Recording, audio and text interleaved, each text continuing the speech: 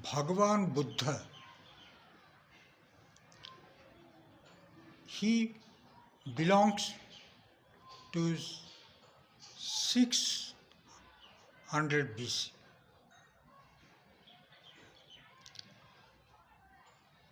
Now it's high time to discuss about the relevance of Buddha in the modern context. Buddhism was originated, took its birth in India, and it faded away, totally ebbing away from India.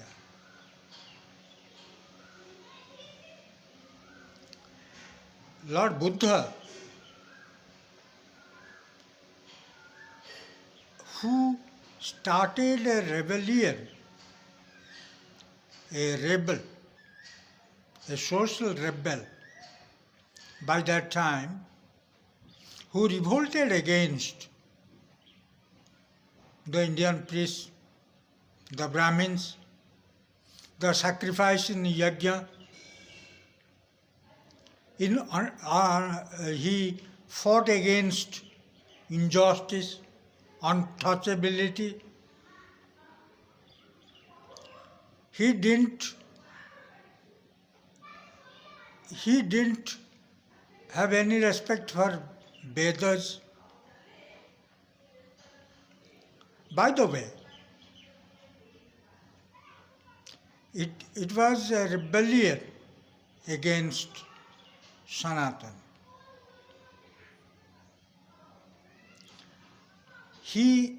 Main creed was ahimsa. His creed, Buddhang saranang gacchami, dharmang saranang gacchami, sanghang saranang gacchami, was very much popular among his disciples, Buddhists. Bhagavan Buddha didn't say anything about the God, the existence of the God. Whenever asked, he uttered nothing about the God, the eternal void. Even on his deathbed, when his favorite disciple Anand asked him about the existence of the Lord, he remained silent. Bhagavan, in Buddhism, there is no casteism. In Hinduism, in Dharma Sanatan, in the 4th chapter of Srimad Bhagavad Gita, Bhagavan says, Krishna says, Chatur Varnang Maya Srishta Guna Karma Vibhagasaha. 4 castes, varnas, are created by me. I have created the varnas. The Brahmins, they will worship Brahma Karma. The Kshatriyas, they rule the country, the inner administration, and saving the country from foreign aggression. Vaishyas, they have their trade and commerce, rearing of cows, and Krishi, agriculture activities. The Shudras, they are to serve the above 3 varnas and get their living. Bhagavan Buddha, as he didn't honor Vedas, so in Indian philosophy, in the history of Indian philosophy, it's a Nastic darshan. It didn't say anything about the God, the existence of the God. And he gave importance on karma. Pratit, Pratitya Samutpada, the Adya Ashtanga Marga, and the 12 wheels, where he says ignorance is the root cause of suffering. Because there is ignorance, it gives birth to many things, and due to ignorance, man suffers. And he talks of Nibbana, moksha, salvation. Bhagavan Buddha told 4 noble truths. This world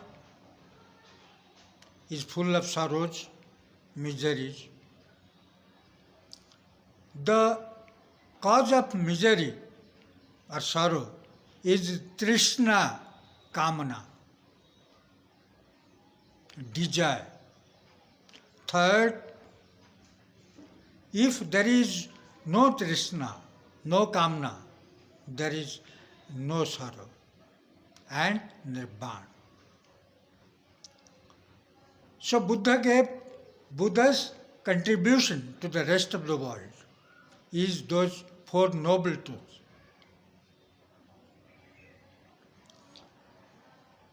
Indian Sanatana Dharma is quite liberal.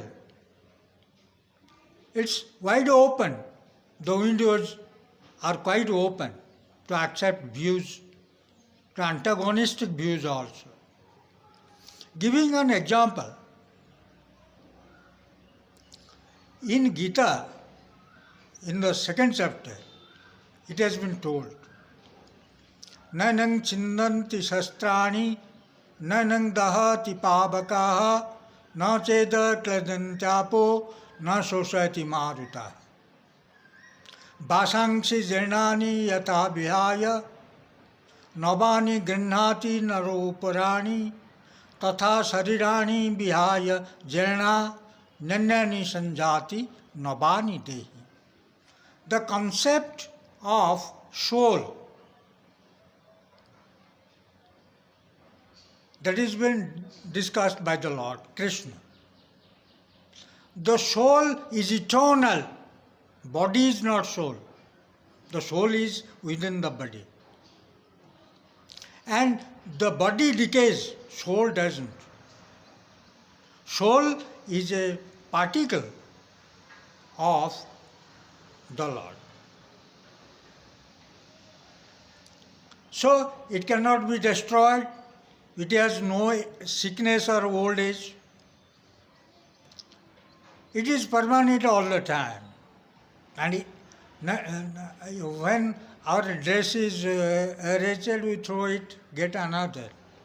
The body is when wretched, is destroyed. Sick, old age, etc. The soul is transformed to the other body.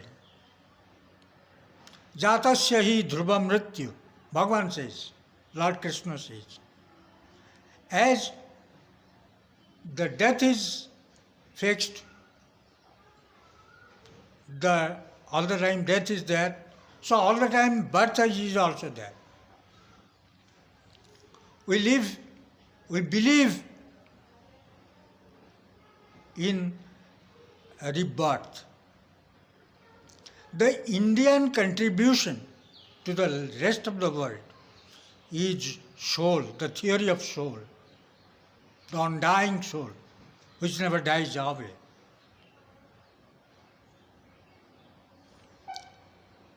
So also, the Indian contribution to the rest of the world is zero by Aryabhata. We have given the concept of zero in numerology. So, Bhagavan Buddha didn't say anything about the Lord and didn't obey the direction of the Vedas. So it's an Nastic darshan. But our philosophers, our religion is so liberal that it embraces all the goodness of other religions. Buddha revolted against Dharma Sanatana, and he preached the gospel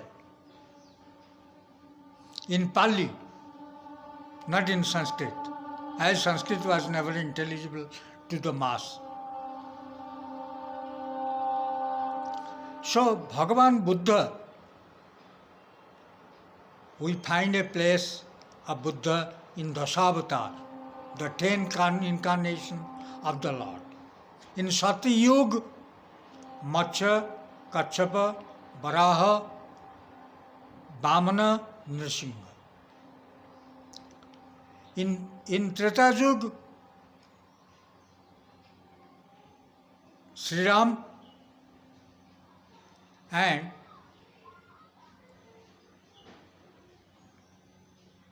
he came with Farsa, Parsuram and Ram. In Dwapar, it's one avatar, that is Haladhar, Balram. And in Kali Yuga, there is Bhagavan Buddha and Kalki. Though he revolted against Sanatana, though he didn't obey the direction of Buddha, Vedas, the ocean of knowledge, Vedas, everything is there in Vedas. But the Indian philosophers, they included him as ninth avatar.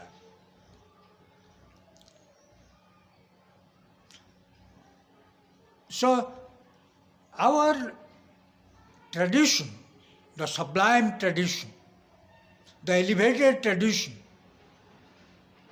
we have embraced the greatness wherever we have found excellence.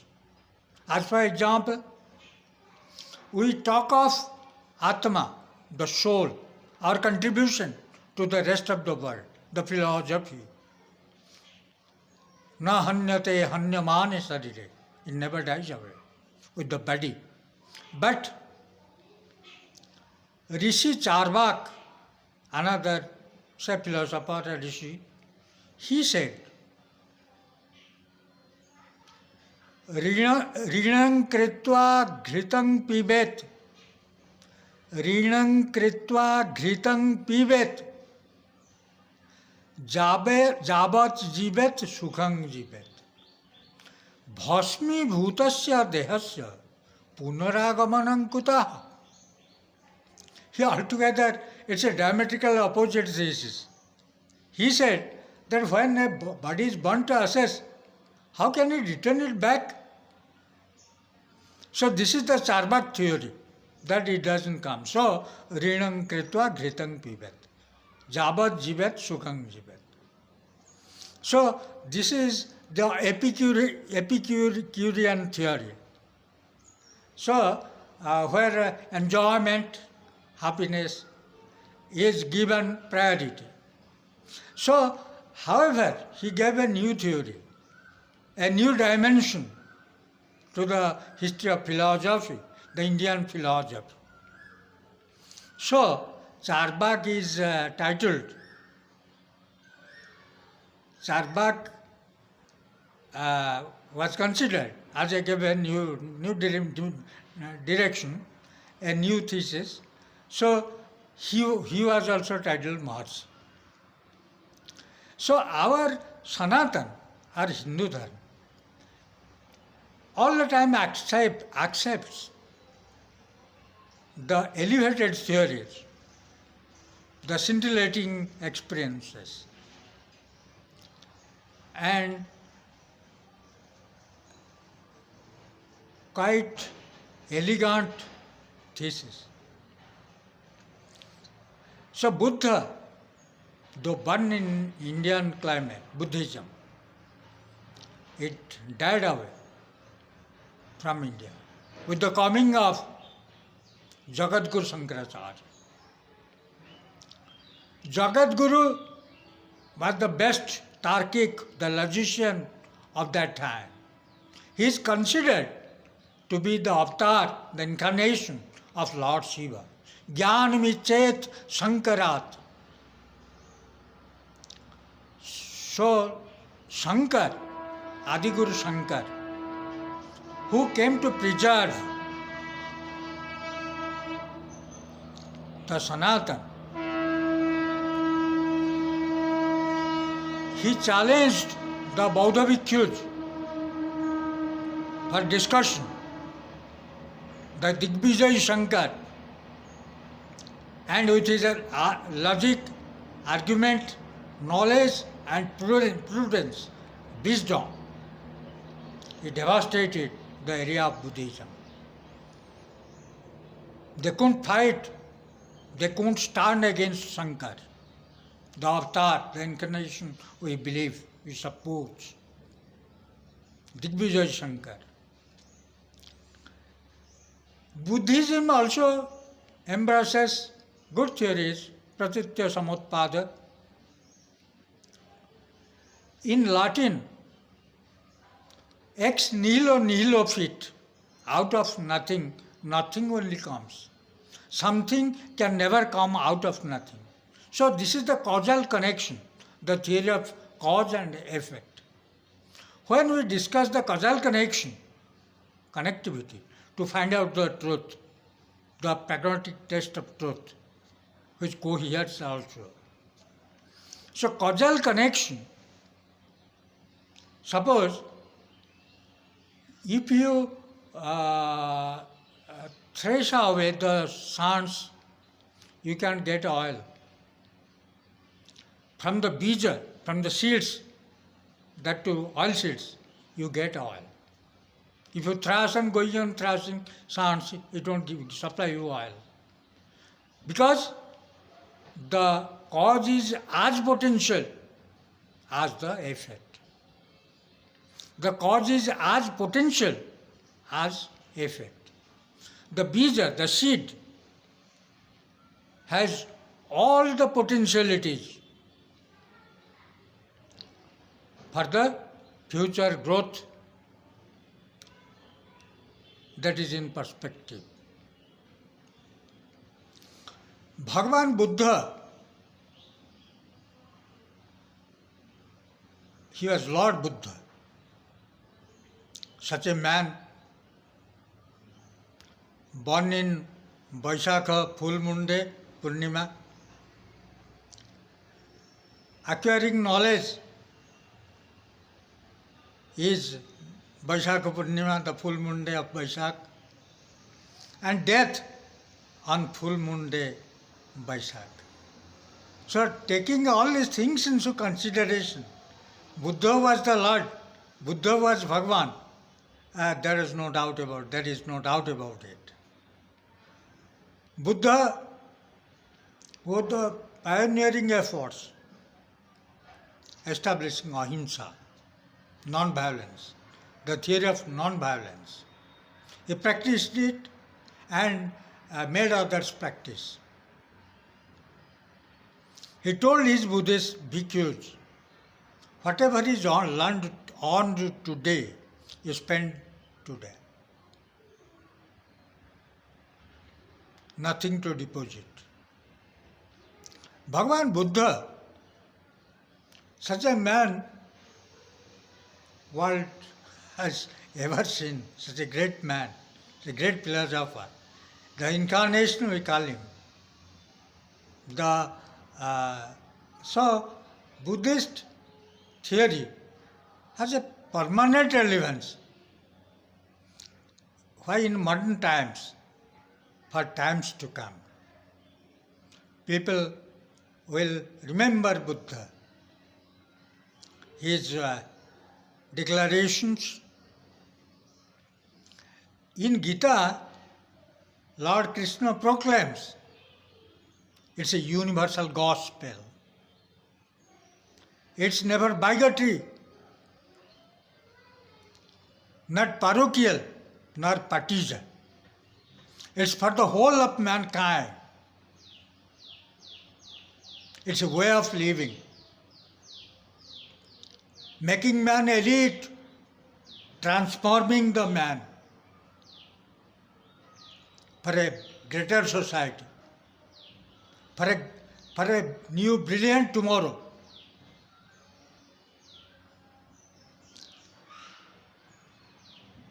Bhagavan Buddha, likewise, he revolted against all odds in his own time. Here he was the spokesman of his time and practiced non-violence. That is why Buddha will be remembered for all time to come.